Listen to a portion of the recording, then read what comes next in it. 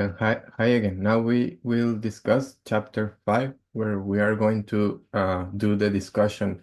And as I always mention in the lectures, the discussion can be tricky because it's kind of also an iterative process. Like now you finish, you know your findings, but then you need to know who do you want to discuss from the previous studies in this topic.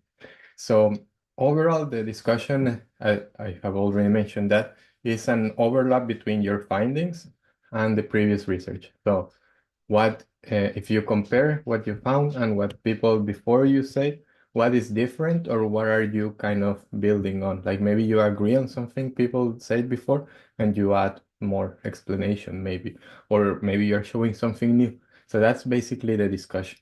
Uh, I suggest that you watch if you couldn't go to the lecture on theorizing, the last lecture, go and watch it. We have pre-recorded lecture here in the modules, but it's important that you discuss at least two contributions. I think you have enough to have two contributions.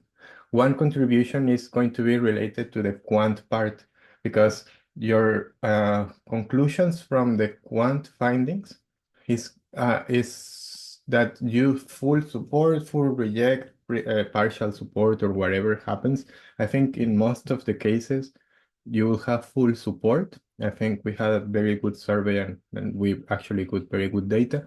So it seems that we have full support for most of us. Uh, so if you have full support for the hypothesis, it seems that you kind of prove that what we thought before, it's true. That we read in the literature review, and based on that reading, we ended up saying that we hypothesize for that there will be a positive or negative relationship between this and this. And we tested, and that's true. We have full support for that relationship. So what are the kind of consequences of that?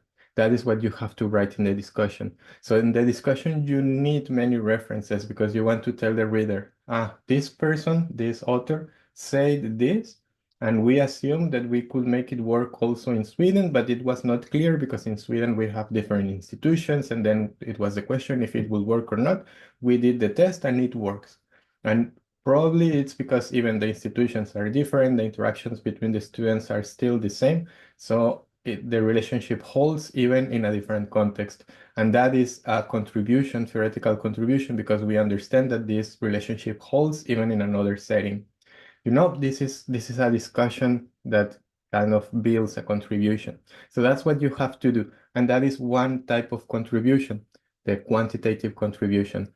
If you reject for some reason, I don't think that's the case in these assignments. I think in these assignments we don't have any full reject, but if you have a reject, it will be the opposite. Like you're saying, like that person said this will work. We said maybe it will work also in here, but we need to test, and we actually found it doesn't work. So that's the quantitative discussion if it's rejection.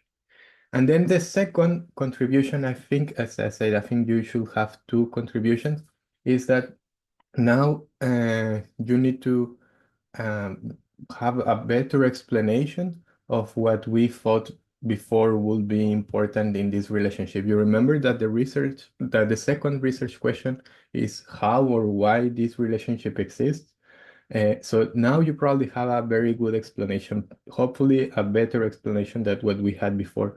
So again, in this discussion, start saying like, you remember that I told you in the literature review that this person said that A was important and that B was important, where we found that it's true. A is important, but B maybe is a little bit different. Like it doesn't work like other people said. Maybe here is not that clear. Maybe blah, blah, blah. And we also discovered C. This other aspect is important and it was not considered before. And in the interviews, it came up. So the qualitative findings show that. So we are actually kind of building on what this person said, but we have something more. It is always about that something more. Or you can also say, that doesn't work like that person say. That person will say that maybe social media will be important and we didn't find anything else social media, or even one person said social media is not important. So that's how you construct the theoretical contribution from the qualitative part. At the end, remember that in your discussion, you are also answering to the research questions. So make sure that when you discuss the contributions, it's also embedded in there, the answer to the research question. If you take a look at what they have in here, they have a discussion on the quant part, what they call the hypothesis. And they also have, at the end, this discussion that they call framework is the qualitative part.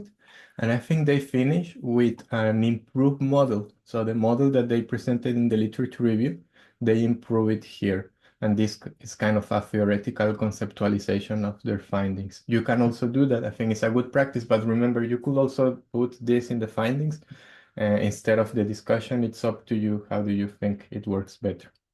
And that's it for the quant, for the discussion chapter.